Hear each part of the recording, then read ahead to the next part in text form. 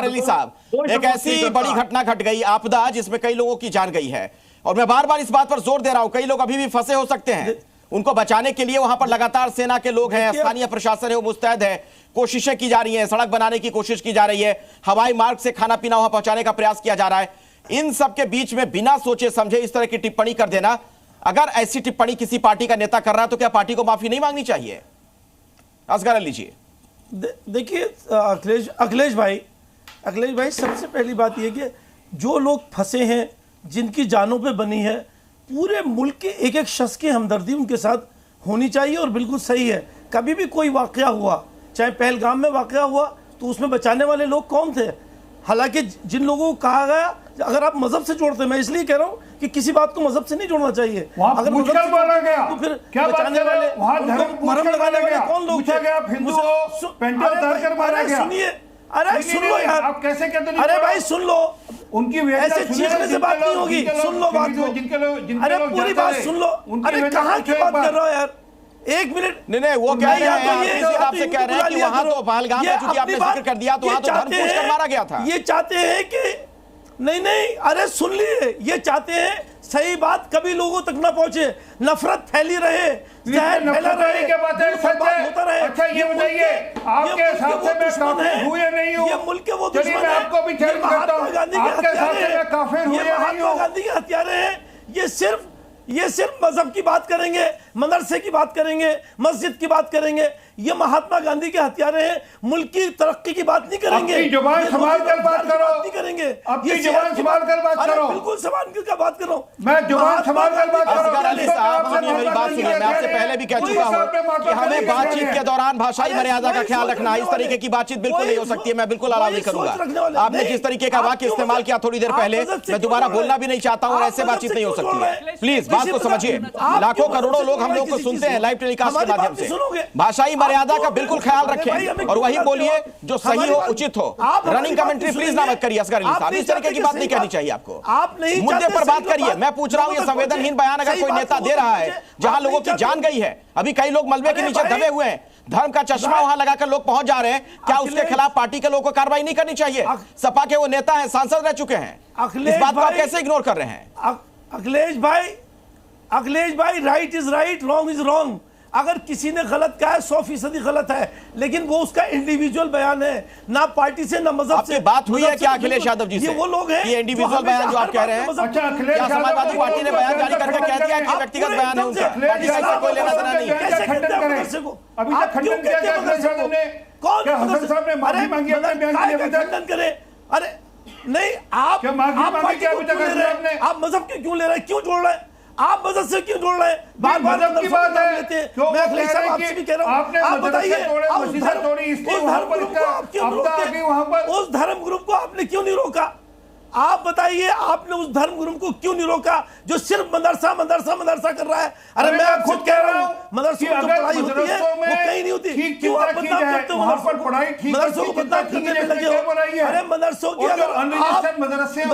असलियत पहचान लो, अपने बच्चों को भी मदरसों में करा दोगे, अपने आप भी मदरसे में एडमिशन ले लोगे, मेरा दावा है। मत करा करो ऐसी बातें, ना गुरुकुल को बुरा कहो, ना मदरसों को बुरा कहो, ना मस्जिद को, ना मंदिर को। पूरी शिक्षा दी जाती है, मत छोड़ो भाई, सिर्फ शास्त्रों की सियासत है, वहां पर जानकारी। परमिंदर भाटी जी, आपके पास मैं आऊंगा इस सवाल के साथ।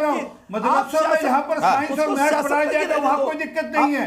आप सियासत को सियासत तक पढ़ाइए ना, आप कुरान की पढ़ाई कराइए, आप इस्लाम की पढ़ाई कराइए, परंतु साथ में जो बाकी सब्जेक्ट है उनकी पढ़ाई कराइए, फिर दिक्कत नहीं।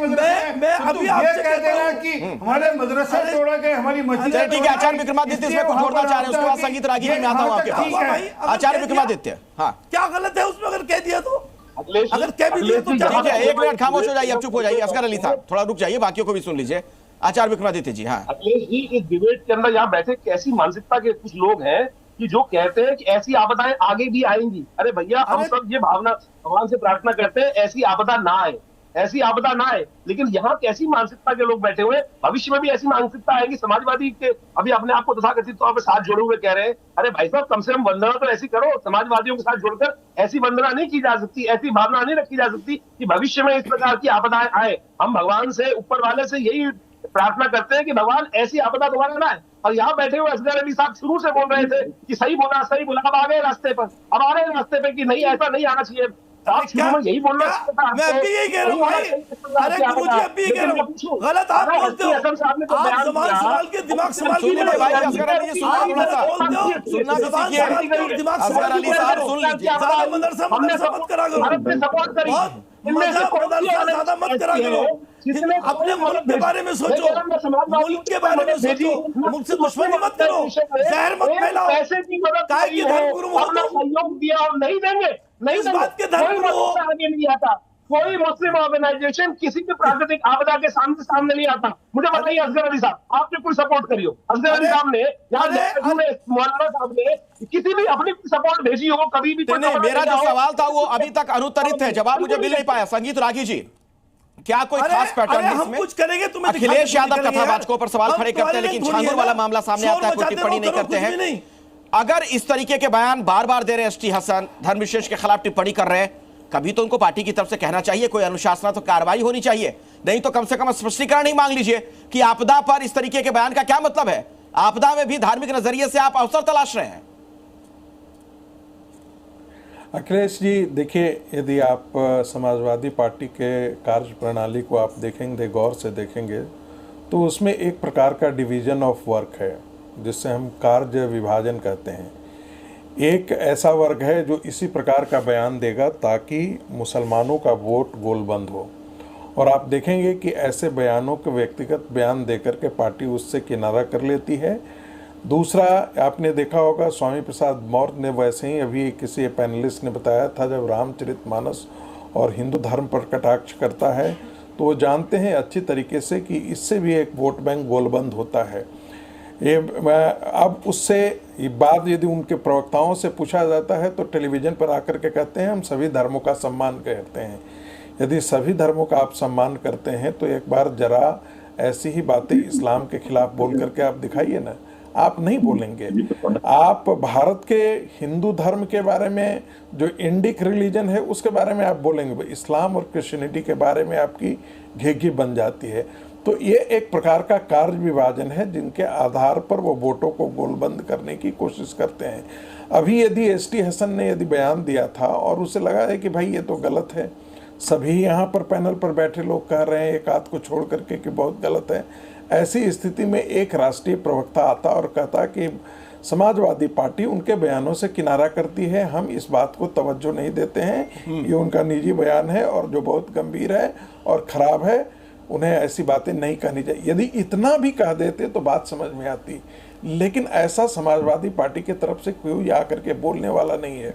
कोई भी राष्ट्रीय प्रवक्ता यदि प्रेस कॉन्फ्रेंस करता और आज के दिन में आकर के बोलता तो ऐसा तो है नहीं कि मीडिया उसको लेकर के आज आवाज़ नहीं उठाती या मीडिया उसको जगह नहीं देती। मीडिया तो उनको जगह जरूर देती है, लेकिन फिर भी यदि नहीं कहा जा रहा है तो इसका मतलब कहीं ना कहीं समाजवादी पार्टी के ये रणनीतिक हिस्सा का। अच्छा, आपको लगता है कि ये स्ट्रेटजी है समाजवादी पार्टी की? राशिद शरीफ जी, लगता है राशिद शरीफ जी, क्या ये स्ट्रेटजी के तहत ये बातें कहवाती है पार्टी, कहलवाती है पार्टी को टारगेट बना रहे सो लोग है ये?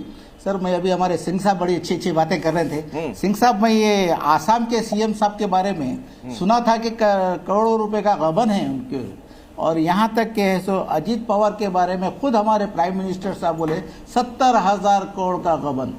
क्या चाहेंगे सर आप इसके बारे में कुछ बोलिए? मेरा जवाब जो आप बीजेपी का टैग लगा के बैठे हुए ऐसे हजारों लोगों के नाम गिना सकता हूं मैं, जो इस तरीके के गबन करे हुए लोग जो आज पावर में बैठे।